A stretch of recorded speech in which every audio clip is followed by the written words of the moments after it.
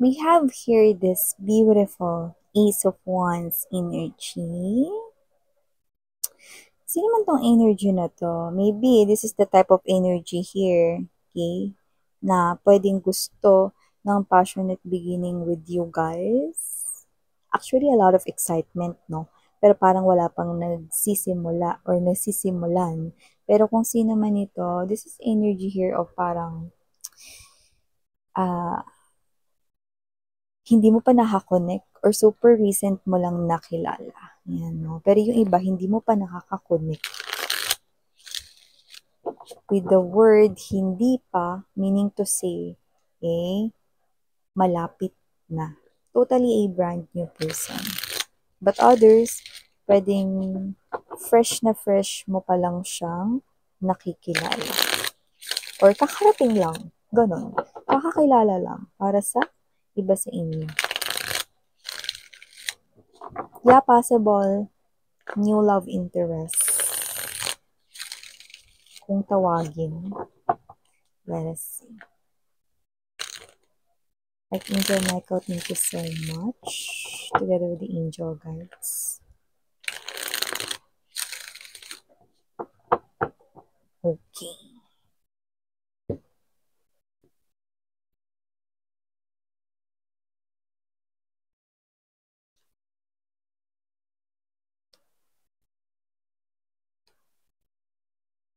Oh. Okay.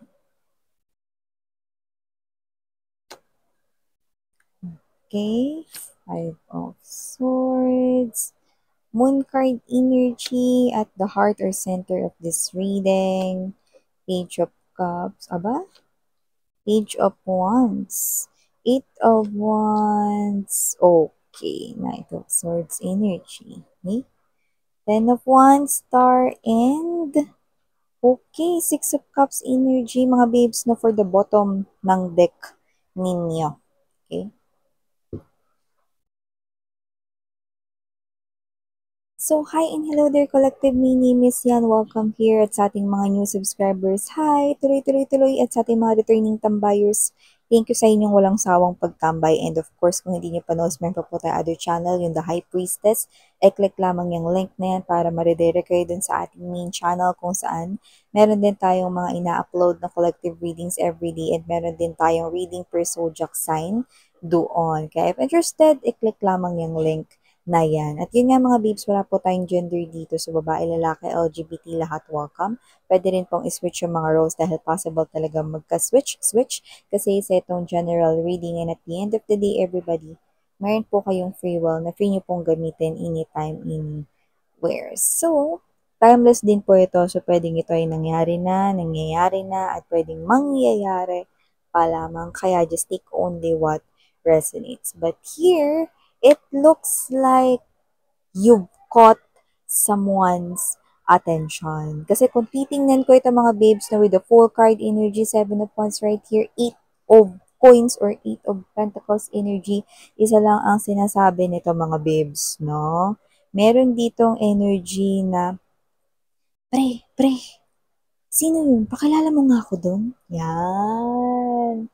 See, this is a brand new energy with the number 0. Yan, no? 0. This is someone here who wants to start or to begin something. And it is a communication muna bago connection. Kaya kung sino man tong energy na to, no, mukhang meron dito na kausap siya with the Seven of Wands energy. Could be your friend or could be someone here na kilala ka. No, doesn't have to be that you're close with that person. Okay? Pero yung iba, yes. Pwedeng friend mo yung kausap niya. Like, meron kayong parehas na kakilala rito. So, just take how this resonates, no? So, kung sino man itong tao na to, no, napansin ka na niya, umpisa pa lang, napansin ka na niya, no, doon sa isang klase, no, ng pwedeng gathering, or pwedeng nagkasalubong kayo, no, ng friend mo na ito, no, tapos kasama siya nun, and yung iba naman pwedeng sa isang okasyon, event, no, gathering, ganyan, no, iba naman pwedeng concert, or whatever, no, so, nakikita ko rito that this person here got interested with you, no? Pero, meron ditong parehas kayong kakilala, no? Pwedeng friend mo yon or kaklose mo, pero pwede rin namang kakilala mo lang, no? So, itong person na to ay nagtataglay naman ng Seven of Wands energy and the Seven of Cups, no? So, nakita ko rito that with the Five of Swords, medyo nagkaroon rito ng parang, alam mo kasi kung kausapin niya itong person na to na lumalabas na interesado sa inyo, parang walang filter. So, nakikita ko rito na pwedeng sila ay close na dalawa. Yan. So, nakita ko rito yung pagiging straightforward ng kanilang mga communications, palitan ng communications dito. So, parang agad-agad ay nasabi rin nitong both ninyong kakilala na bakit? Kasi nagagandahan ka, kasi nagagwapuhan ka. Kung yun lang yung dahilan mo, wag na lang. Yan, no? Kalimutan mo na. Yan. And then, I do pick up right here na kung sino man yan para malinaw rito, no? Wala po yung gusto sa inyo. Kung sino yung both ninyong kakilala nitong person na interesado sa inyo, wala po yung gusto sa inyo, no? Pero pwede yung itanong nitong gustong makipagkilala sa inyo. So, nakikita ko rito na kung sino man tong energy na to, no? This person right here, bakit may gusto ka ba kay collective? Wala. Yan, no? So, kung sino man tong energy na to, okay, na parehas ninyong kakilala, wala po siyang gusto sa inyo. It's just that, okay, this person right here is someone na, alam mo yon, okay? Hindi naman ito player type of energy, pero siguro gusto niya lang din malaman kung bakit gustong makipagkilala nitong new person sa inyo. Okay? So, nakikita ko rito, no, na this full card energy also indicates, no, na pwedeng may pagkapiloso po itong gustong makipagkilala sa inyo or baka naman siya ay funny, vibrant, lively, free-spirited, out of the box lang. 'Di ba? So, pwedeng sinagot niya rito, syempre ngayon ko lang nakilala. Syempre, okay na yun. Nagandahan na tayo at first or nagwapuhan na ako at first sa kanya. Pero, habang tinitingnan ko siya, habang nakikinig ako sa sinasabi niya or tinitingnan ko yung mga gestures niya, parang ang bait niya. Yan, no? So, nakita mo dito, umpisa pa lang parang medyo na hot seat na agad siya nung both ninyong kakilala, no? Kasi, tinanong agad, bakit? Kaya mo ba gusto makipagkilala kay collective kasi maganda siya? Or gwapo siya? Kung yun lang yung dahilan mo, kalimutan mo na. Yan. See?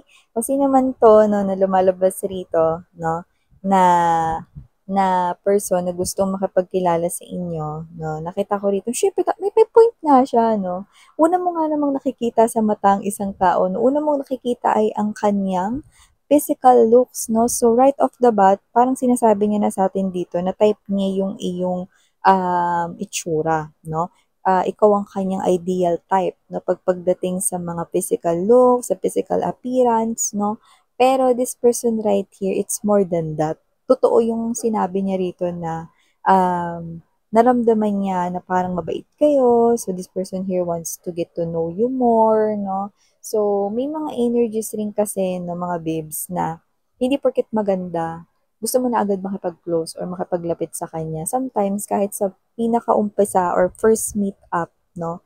Kahit maganda or gwapong isang tao, pag naramdaman mo na this person right here is someone na pwedeng negative energy pala siya, no, you tend to back out. Yeah, kahit maganda siya or gwapo siya.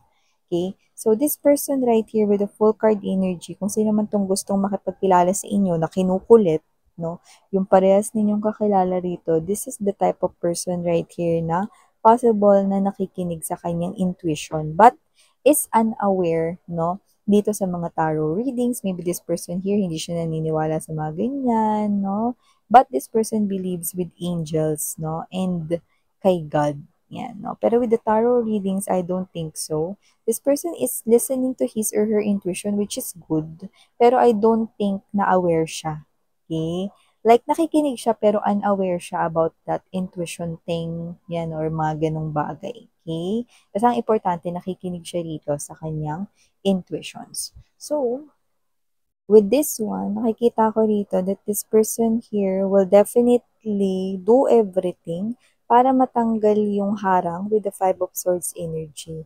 Kasi nakikita ko rito that this person here really wants to get to know you. So nakikita ko makikipag-barter siya dyan.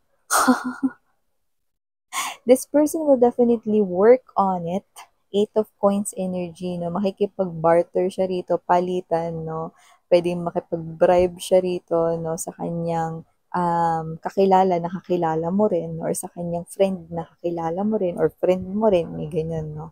So, nakita ko rito na may mga i-offer siya rito na parang, sige na, ayan, no? Ano mo na, tag nito, tulungan mo na ako mapalapit kay collective. Yan. So, may ganun siya rito, klase ng energy. Anong gusto mo? Gusto mo bigyan kita ng supply? Mga isang linggo? Ng favorite chocolate mo? So, may mga parang mga bribe or parang may mga, ano sa Tagalog ng mga babes, no? Parang may mga suhol, yan, no? May suhol siya rito i-offer dun sa parehas ninyong kakilala. So, nakikita ko rito na para gawin ng isang person yon. This person is really um, eager talaga, no? Gustong-gusto niya talaga. Persistency talaga is the key, no? So, nakita ko dito na talagang gusto niya talagang i-push ito, no? And with these mountains, maganda 'tong indikasyon. Alam mo kung bakit? Kasi once na pinatuloy mo 'to sa life mo, kahit yung mga mabibigat at malalaking problema, nakikita kong hindi ka niyan iiwanan. Oo, lively yung kanyang energy. Oo, puwedeng palabiro siya. Oo, puwedeng, parang jolly-jolly siya 'no, or parang happy-happy, go lucky, gano'n yung datingan niya. Pero 'wag ka. Sa lahat ng taong kilala mo, kahit yung mga kaibigan mo, na hindi ka talaga as in, nasamahan 'no, sa mga pinaka-up and downs ninyo 'no, etong person na 'to, kahit na sa mga umpisa-umpisa ng koneksyon ninyo 'no, at, puwede rin na habang tumatagal, okey. Itong person na 'to once na mag-arrive yung mga mabibigat na problema mo, asahan mo, hindi yan mawawala. Ayan, nakikita ko rito, which is a very good thing, 'di ba? And with the Moon card energy, this person might be jolly, this person might be funny, this person might crack jokes, pero this person appears mysterious as well. Well, Hagin, ang ganda, special siya. Okay? Sa past life niya, no, lumalabas dito mga babes na hindi siya in human form. Possible, no, na nung past life niya, he or she could be an angel or could be someone who is like a deity, god or goddesses, no? Kung sino man tong energy na to, no, this person right here, meron siyang special past life. Yan. At kung sino man siya, this person here is appearing, no, na alam mo lahat ng tinutumbok ng mga cards, ito Knight of Swords, Page of Cups, lahat yan ay actions. Plus ito pa, Eight of Wands, no. So kung sino man to, porsigido talaga siya, no, with this Page of Wands energy, Eight of Wands, this person right here will go all in. Yeah, sa inyo. Yan, no. So, nakikita ko na magkakaroon talaga ng kulay yung iyong mundo, no, with this person here. Okay? So, with the Ten of Wands energy star card and the Six of Cups, nakikita ko rito, no, nagagawa talaga siya, nagagawa ng paraan para magkalapit kayo.